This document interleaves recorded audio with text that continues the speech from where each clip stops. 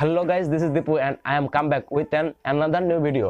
তো আমি আজকে বলতে যাচ্ছি স্যামসাং এবং Xiaomi Redmi Note 7 অর্থাৎ Xiaomi না এখন Redmi Note 7 এর যে কম্পেয়ার বা পার্থক্য সেটার সম্পর্কে বলবো আমি।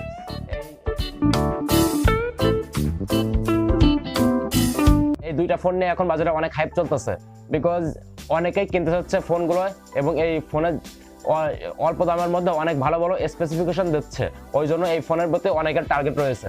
তো আমি আজকে এর বিষয় নিয়ে আলোচনা করব। তো প্রথমে চলে আসি এর ডিসপ্লে সেকশনে। তো ডিসপ্লে সেকশনে চলে আসলে বলা যায় যে উভয় ফোনেই একই ডিসপ্লে ব্যবহার করা হয়েছে, অর্থাৎ 6.3 ইঞ্চি ডিসপ্লে উভয় ফোনে ব্যবহার করা হয়েছে। বাট এখানে যে প্যানেলের একটু পার্থক্য আছে। তো স্যামসাং M20 এই ফোনটাই আচ্ছা সরি আমি বলেই নিইনি যে আসলে কম্পেয়ার করতে যাচ্ছি স্যামসাং M20 অর্থাৎ স্যামসাং গ্যালাক্সি M20 বেরোয়েছে সেই ফোনটা এবং Redmi Note 7 যে ফোনটা হয়তো বা 20 তারিখ বা 22 তারিখ থেকে বেরোয়েছে। তো দুইটা ফোনের কম্পেয়ার করতে যাচ্ছি। তো প্রথমে ডিসপ্লে তো বললাম যে 6.3 ইঞ্চি ডিসপ্লে উভয় ফোনে রয়েছে। তো স্যামসাং গ্যালাক্সি M20 তে এখানে ব্যবহার করা হয়েছে TFT ডিসপ্লে, আর অপরদিকে Redmi Note 7 এ ব্যবহার করা হয়েছে IPS display. Let's move into battery section. তো এই জিনিসটা আমাদের জন্য অনেকের জন্য দরকারি বিকজ আমরা যখন ফোন কিনতে যাই তখন আমরা ভাবি যে আসলে ফোনের ব্যাটারি কত এমএএইচ, কারণ ব্যাটারি হলে আমাদের অনেক সুবিধা লাগে, কারণ আমরা বিভিন্ন জায়গায় ট্রাভেল করে এদিক ওদিক যাই। তো আমাদের ফোনের ব্যাটারি অন্যতম একটা প্রভাব ফেলে আমাদের উপরে। আর অ্যান্ড্রয়েড ফোনের ব্যাটারি একটু বেশি না থাকলে আসলে সব জায়গায় যাওয়া যায় না, এবং গেলেও ফোনের ব্যাটারি শেষ হয়ে গেলে একটা মানে লোনলি ফিল হয় আর কি, অ্যালোন ফিল হয়ে যায়। তো ওই জন্য ফোনের ব্যাটারি অন্যতম গুরুত্বপূর্ণ বিষয়। তো এখানে স্যামসাং M20 তে অফার করছে একটু বেশি ব্যাটারি, এটা হচ্ছে 5000 mAh ব্যাটারি, অর্থাৎ এটা হচ্ছে স্যামসাং গ্যালাক্সি M20 তে। এবং Redmi Note 7 a as usual যেটা ব্যবহার করে ওরা সেটা হচ্ছে 4000 mAh ব্যাটারি। বাট এখানে স্যামসাং এর ক্ষেত্রে বলা যায় যে আসলে ব্যাটারি অতটা ভালো হবে কিনা এ নিয়ে একটু সন্দেহ আছে। বাট 5000 mAh যখন, তো একবার ট্রাই করাই যায়। এবার যদি চলে আসি প্রসেসরের কথায়, তো এখানে স্যামসাং এ ব্যবহার করা হয়েছে EXYNOS 7904 একটি অক্টাকোর প্রসেসর। অপরদিকে Redmi Note 7 এ ব্যবহার করা হয়েছে স্ন্যাপড্রাগন 660 অর্থাৎ স্ন্যাপড্রাগন 660 একটি অক্টাকোর প্রসেসর।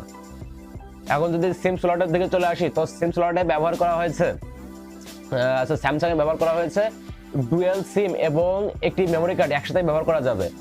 আর অপরদিকে Redmi Note 7 এ ব্যবহার করা হয়েছে একটি হাইব্রিড সিম স্লট, যেখানে একটি সিম একটি মেমোরি অথবা দুইটি সিম একসাথে ব্যবহার করা যাবে, অর্থাৎ দুইটি সিম একটি মেমোরি কার্ড একসাথে ব্যবহার করার সুযোগ থাকছে না। দেন আসি ক্যামেরা সেকশনে। তো ক্যামেরা সেকশনে স্যামসাং M20 অফার করছে পিছনে ডুয়েল ক্যামেরা এবং পিছনে একটি ফিঙ্গারপ্রিন্ট মাউন্টও থাকবে। সেখানে ডুয়েল ক্যামেরা আছে একটি 13 মেগাপিক্সেল প্লাস একটি 5 মেগাপিক্সেলের একটি ক্যামেরা থাকছে, এবং ফ্রন্টে থাকছে 8 মেগাপিক্সেলের একটি ক্যামেরা। এটা হচ্ছে স্যামসাং M20 তে। এবং অপরদিকে Redmi Note 7 এ থাকছে 48 প্লাস 5 মেগাপিক্সেল একটি ক্যামেরা। তো বাট 48 মেগাপিক্সেলের ক্যামেরাটা কিন্তু আসলে সেভাবে কাজ করে না, এটা অনলি প্রো মোডে কাজ করবে। বাট এখানে ক্যামেরা শুট করবে হচ্ছে 12 মেগাপিক্সেলে। তো এই দিক থেকে বলা যাচ্ছে যে 48 মেগাপিক্সেল যে ক্যামেরার কথা বলা হয়েছে এটা শুধুমাত্র পাবলিসিটির জন্য, এটা অন্য কোনো কারণে করা হয়নি। দেন এর যে ফ্রন্ট ক্যামেরা এটা হচ্ছে 13 মেগাপিক্সেল। তো এইটা একটু বেটার কাজ করছে, এটা স্যামসাং থেকে Redmi Note 7 এগিয়ে থাকবে।